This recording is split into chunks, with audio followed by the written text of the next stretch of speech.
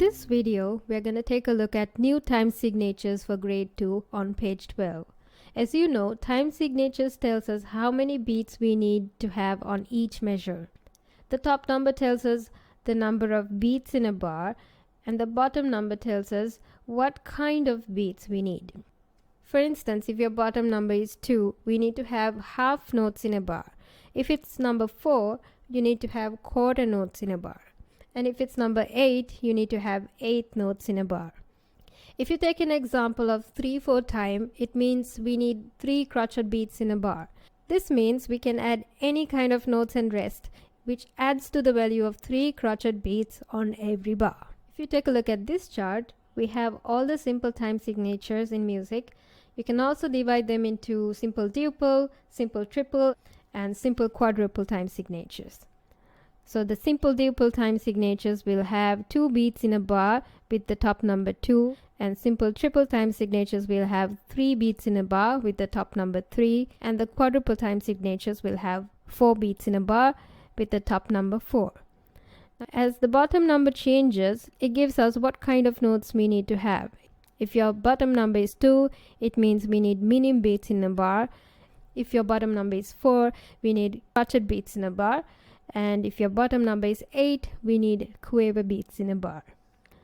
So the most common time signature is the 4/4 time signature. Sometimes we write a C instead of 4/4 time. And also 2 minim beats in a bar, which is also called an elabreve, which can be written as a C crossed by a line.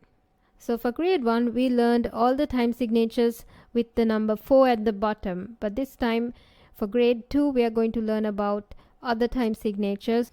So let's take a look at page 12 on new time signatures. So if you have 3/8 time signature, it means 3 quaver beats in a bar. We usually like to beam them together. Even if you're writing rest, you need to complete each quaver beat separately with a rest. As you can see in this example, we have 3 quaver rests in a bar, and we don't combine them together and write a crotchet rest. In all time signatures, you should use ties only where it is not possible to use a standard note. We don't add ties inside a bar. We only add it when we want to extend a note from one bar to the other. Most probably you'll see ties traveling across bars. Let's take a look at page 13. We have the 2/2 time signature, which is also called the elabreve. It means 2 minim beats in a bar. There are ways that we group these notes and rests according to each beat. As you can see in the first example, we have a minim rest, and the second beat is written out separately with 2 crotchet notes. As you know, 2 crotchets equal to 1 minim. So make sure we don't write any other rest unless you want to complete a beat. So like in here, we have half of the first beat given, and we need to complete it with another half to make it a minim. So 2 crotchets equal to 1 minim, and the next rest, you can see it's not combined with the previous crotchet rest. It's written out separately because it belongs to beat number 2. And again, if you're writing quavers, you need to beam them according to each minim. So we need 4 quavers for 1 minim, next 2 quavers, and the crotchet belongs to the second beat. So then sometimes we also have 3/2 time signature, which means 3 minim beats in a bar. Just make sure that if you have a full bar of silence, you need to complete it with a whole rest or a semi-brief rest, no matter what time signature it is. So make sure you highlight this box. A semi-brief rest is used to show a whole bar of silence in any time signature. And let's take a look at page 14. We have question number 1. So we need to write the number of beats here. If they are minims, make sure you write 2 minims on every bar. And then next we have 2/4 time signature, which means 2 crotchet beats in a bar. So we can draw 2 crotchets on every bar. And next we have 3/2 time signature, which means 3 minim beats in a bar. So let's write 3 minims on all of these bars. And let's move on to the next. We have 3 4-time signature. That means 3 crotchet beats in a bar. And next we have 3 quiver beats in a bar. So make sure you beam all of these quavers when it comes to 3 8-time. And next we have the allow brief time signature. That means 2 minim beats in a bar. And finally we have a common time signature, which means 4 crotchet beats in a bar. So I'm done with this. Let's move on to page 15. We have the next question. Fill in the colored boxes with correctly grouped notes to complete the bars. So we need to check the time signature here. The first one is 2 minim beats in a bar. As you can see, there's 1 crotchet given to us. So for a minim, we need to have 2 crotchets. So let's complete the first minim with another crochet, and then we need another minim to complete your second beat. Or you can add 2 more crochets, whatever that you wish. Just make sure you group each beat separately. If you want, you can also write a dotted crochet followed by a quiver. The dotted crochet means 1.5 beats, and you need to write another half to complete the second beat. So this is also another way that you can write. If you're writing quavers, you know there are 4 quiver beats for 1 minim. Make sure you beam them all together to show that all 4 of them will be equal to your second beat. So I'm going to leave it like this, and let's move on to the next. We have 3 8-time signature. That means 3 quiver beats in a bar. They have given us a crochet. That means 2 quavers are already given. Beat 1 and 2 is inside this crochet, and we need to write the third beat, which is missing. So you can write a quiver note. Next we have 3 4-time signature. They have given us a dotted crochet. So we have 1.5 beats here. So we need to complete this half always with a quiver. Half and half equals to 1. So there are 2 crochet beats here. Okay, and then we need another 1 more crochet to complete this bar. So here's your third beat. I'm gonna write a crochet note here. If you're writing quavers, you need 2 quavers for 1 crochet beat. Make sure you beam them separately. Just remember that this half belongs to the second beat, and we don't want to combine it with any other beat here. We have again a 3 8-time signature, but as you can see at the end of this bar, there's a single quiver given to us. That means if we are writing quavers, we cannot beam all 3 of them together. Because I can't beam these quavers, I'm not going to write 2 more quavers here. I'm going to complete this with a crochet. So beat 1 and 2 is combined together, and beat 3 is written out as a single quiver.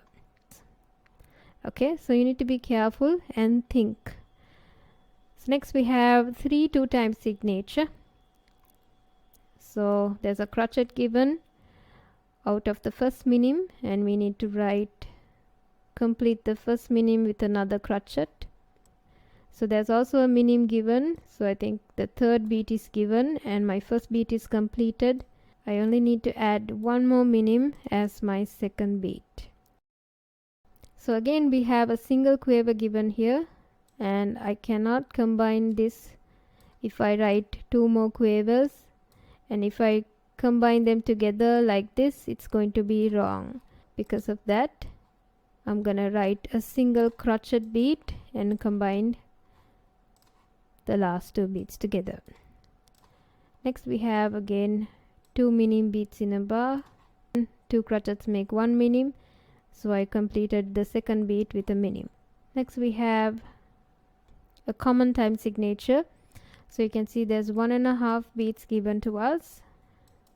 So I need to complete this half with another half. So that's going to complete my second beat. And next I have to write the third beat and the fourth beat together. So I can even write 2 separate crochets, or if I'm writing quavers, I can write 4 of them together. So let's go to the third question.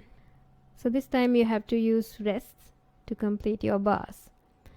So the first one is a 2 minim beats in a bar, and we have been given 1 minim, and I can write a minim rest here to complete the second beat. Next I have 3 quaver beats in a bar.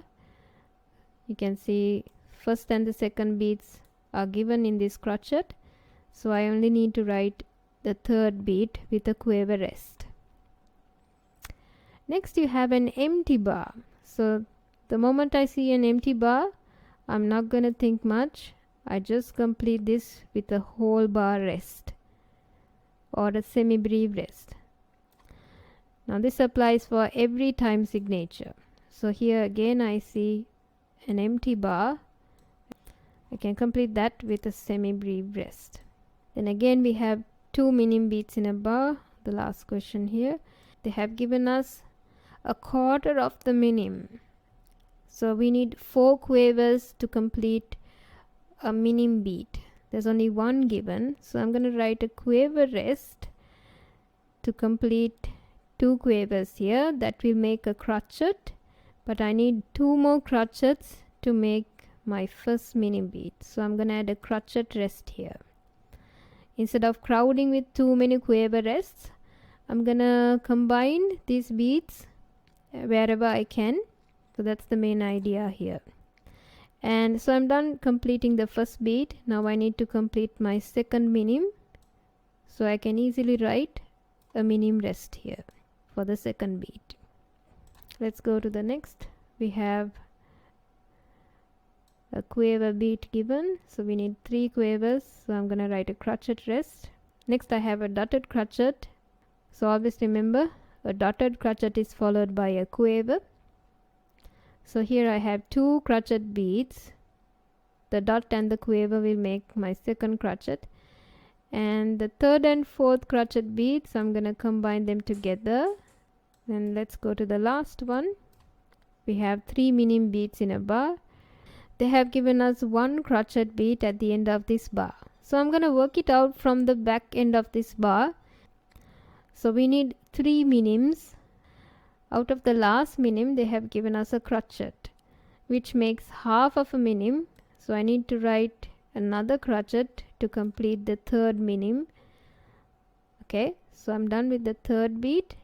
And then I need to add 2 more minims with a rest here. So you know that 2 minims equal to 1 semi-brief. So instead of writing 2 minim rests, I can combine the first and second beats together and just write a semi-brief rest. Exercise number 4. Look at the following music. Add bar lines to agree with these time signatures. So first one is 2 minim beats in a bar.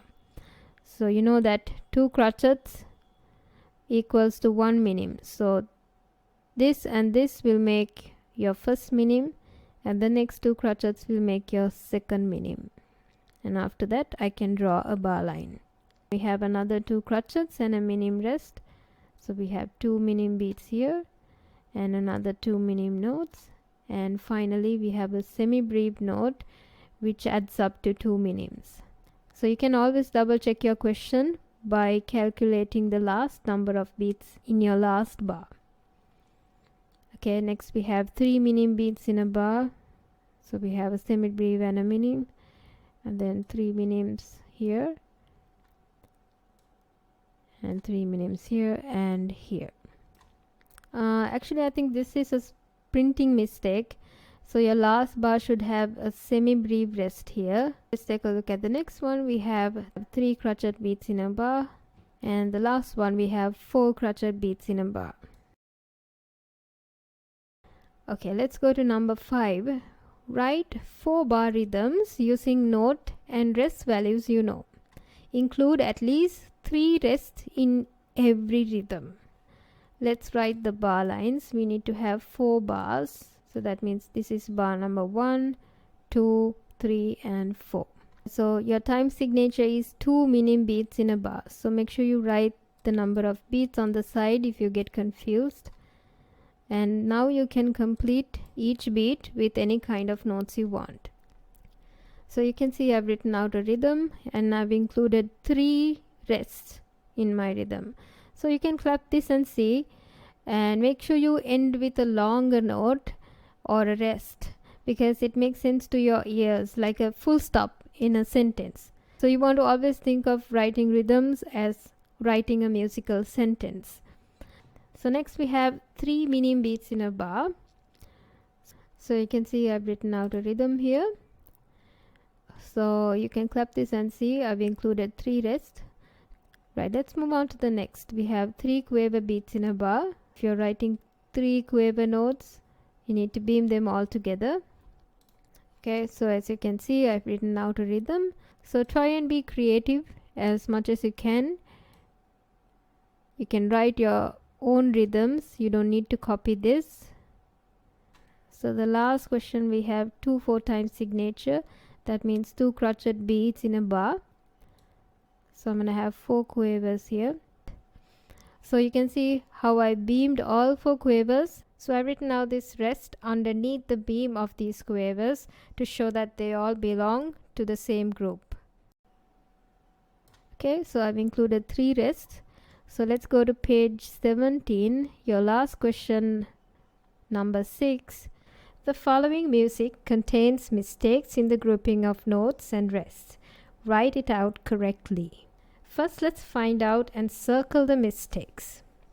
As you know, we don't include ties within a bar, so we need to remove it and give a note that adds up to the value of this tie to make it sound the same.